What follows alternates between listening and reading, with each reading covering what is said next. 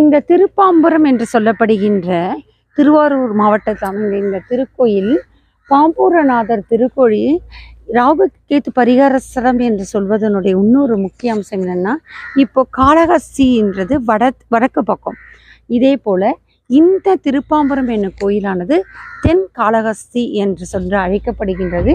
இங்கேயும் பார்த்திங்கன்னா ராகு கேத்துக்கு பரிகாரம் செய்து இந்த இடத்துல நம்ம உடுத்தின ஆடையே இந்த நீர்நிலையில் போட்டுட்டு அதுக்கப்புறம் அதை முழுகி குளிச்சுட்டு அதுக்கப்புறம் அந்த நீராடைகளை கழட்டி போட்டுட்டு தான் அப்புறம் உள்ளே போய் மூலவரையும் அம்பாளையும் அர்ச்சனை செய்து தரிசனம் பண்ணிட்டு வரணும். இதுதான் இந்த கோயிலோட அந்த அமைப்பு, பரிகாரத்தினுடைய ஐதீகம்.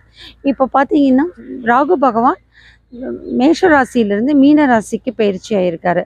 அதே போல் கேத்து பகவான் துலாத்துலேருந்து கன்னி ராசிக்கு பயிற்சி ஆகியிருக்காரு. ராகு கேத்துன்றது ஆன்டி கிளாக் வைஸ் அப்படி சுற்றும், அந்த அடிப்படையில் பயிற்சி ஆகியிருக்காங்க. இந்த மாதிரி நேரத்தில் மேஷம், ரிஷபம், கன்னி, துலாம், விருச்சிகம், கும்பம், மீன ராசிக்காரர்கள் இவர்களெல்லாம் இந்த கோயிலில் பரிகாரம் செய்தது ரொம்ப சிறப்பம்சமாக தெரிகிறது. ராகுக்கும் கேத்துக்கும் சேர்ந்த ஒரு பரிகார ஸ்தலம் இந்த கோயில். அடுத்தது ராகு கேத்து பகவான் ஒன்றாக இருந்து வழிபட்ட கோயில். அடுத்தது ஆதிசேஷனை இங்கே பாருங்கள், நேருக்கு நேராக நின்று இந்த தீர்த்தத்தை உருவாக்கி ஆதிசேஷனை சிவபெருமானை வழிபட்டது ஒன்று கோயில். அதுக்கு அடுத்ததாக தினமும் சட்டைநாதர் வழிபட்ட கோயில். அடுத்ததாக இங்கே தினமும் பாம்பு உருவில் சித்தர் இந்த லிங்கத்திற்கு பூவை எடுத்துக்கொண்டு அர்ச்சனை செய்து பாம்பூரநாதர், அதனால தான் பேர். இன்றைக்கும் இந்த சித்தர் வாழும் முனியாக இங்கு சிவபெருமானை பூஜை செய்து அர்ச்சிக்கின்ற ஸ்தலம். அப்போ எவ்வளோ ஒரு திவ்ய ஸ்தலம் பாருங்கள். இந்த ஸ்தலம் சிவனுடைய திருத்தலத்திலே 59வது திருத்தலம். திருஞான சம்பந்தர், சுந்தரர், அப்பர் போன்றோர் எல்லோராலையும் மூவர்களாலும் பாடல் பெற்ற ஒரு திருத்தலமாக இங்கு அமைகிறது. வண்டார் குழலி அம்மன் இங்கே பாருங்கள், பசுமையான சூழலில் இந்த வண்டார் குழலி அம்மனும் இந்த பாம்பூரநாதரும் இணைந்த ஒரு சிறந்த ஒரு கோயில். சேஷ மூலவர் பாம்பூரநாதர், அடுத்தது மூலவர் சேஷபுரீஸ்வரர், வண்டார் குழலியம்மன் என்று சொல்லப்படுகின்றார்கள்.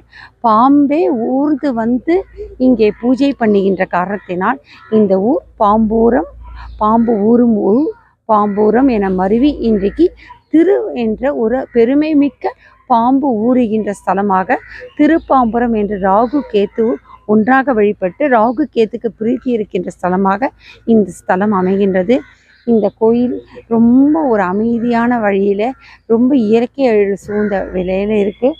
இங்கே பார்த்தீங்கன்னா இந்த கோயில் மிகப்பெரிய பிராகாரம்னா கிடையாது, சின்ன கோயில் தான். மற்ற கோயிலில் நம்ம பார்த்தோம்ல அந்த மாதிரி பெரிய பெரிய பிராகாரங்கள் கிடையாது, சின்ன கோயிலாக தான் இருக்கும். ஆனால் பார்க்கடலில் இருக்கின்ற ஆதிசேஷனும் இங்கே இருக்கின்ற சட்டைமுனிநாதரும் போன்ற ராகு கேத்துக்களும் வழிபட்ட ஸ்தலம் சீரிய ஸ்தலம், பெருமைமிக்க ஸ்தலம் என்பதன் காரணமாக வடகாலஸ்தி இணையாக இது தென்காலஸ்தி என்று அழைக்கப்படுகிற திருத்தலத்திலிருந்து நாம் இன்றி பாம்பூரநாதர் திருக்கோயிலிருந்து வண்டாரி குழலி அம்மையினுடைய அருளோடு ராகு கேது பகவான் அருளும் நமக்கு கிடைக்க வேண்டும் என்று இன்று சூரிய பகவான் மறைகின்ற அந்தி நேரத்தில் நவக்கர நாயகர் சூரியனை வேண்டிக் கொண்டு சிவபெருமானை வேண்டி வழிபட்டு கொண்டு, ஏன்னா சிவபெருமானே நாகாபரணம் தான்.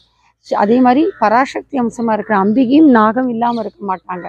அதே போல் முருகரும் நாகம் இல்லாமல் இருக்க மாட்டாங்க. அவரோட பிள்ளை விநாயகரும் நாகாபரணம் இருக்க மாட்டாங்க. நாகம் இல்லாமல் இந்த தெய்வங்களே இருக்காது. அப்பேற்பட்ட சிறப்பு பொருந்திய நம்மளுடைய இந்து கோயில் தெய்வீக திருத்தலங்களில் நாம் இதற்கான அமைப்பை பார்க்கிறோம். இந்த கோயிலுடைய அருளாசியும் நமக்கு கிடைக்க வேண்டும். இது போன்ற பல ஆன்மீக கருத்துடைய காணொளிகள் உங்களுக்கு ஸ்ரீ வராகி சோல் பியூரிட்டியில் வந்து கொண்டே இருக்கும். மேலும் ஜோதிடம் சம்பந்தமாக அஸ்ட்ரோ விமன் தேர்ட் ஐ என்ற ஒரு சேனலில் இந்த ராகு பிரீத்தி பற்றியும் அந்த ராசிகளுக்குரிய ராகு கேத்து ஏற்படுகின்ற பலன்களை பற்றியும் பார்க்க போகிறோம். ஸ்ரீ வராகி சோல் பியூரிட்டியும் சப்ஸ்கிரைப் பண்ணுங்கள். அஸ்ட்ரோ விமன் தேர்ட் ஐ இந்த யூடியூப் சேனலில் சப்ஸ்கிரைப் பண்ணுங்கள். அடுத்தடுத்து ஆன்மீகமான ஜோதிடமான பதிவுகள் இந்த ஒரு யூடியூப்பில் உங்களுக்கு வந்து கொண்டே இருக்கும். நல்லது எல்லாருக்குமே சொல்லலாம். நம்ம மூலமாக நல்ல கருத்துக்கள், உயரிய கருத்துக்கள் பரவும் வேண்டும் என்ற எண்ணத்தோடு ஒவ்வொரு திருக்கோயிலாக சென்று வழிபட்டு அந்த தலப்பெருமை உங்களுடன் பகிர்ந்து கொள்கிறேன். இதற்கான வாய்ப்பு கொடுத்த எங்களோடு எங்களை வழிநடத்தி கொண்டிருக்கின்ற சமயபுரம் கண்ணாத்தா மாரியம்மனுக்கும் எங்களை வழித்துணையாக எங்களுடைய என்னோடையே கூட வருகின்ற வராகி அம்மனுக்கும் என்னுடைய மனமார்ந்த நன்றி. ஓம் சக்தி. ஜீவராகி.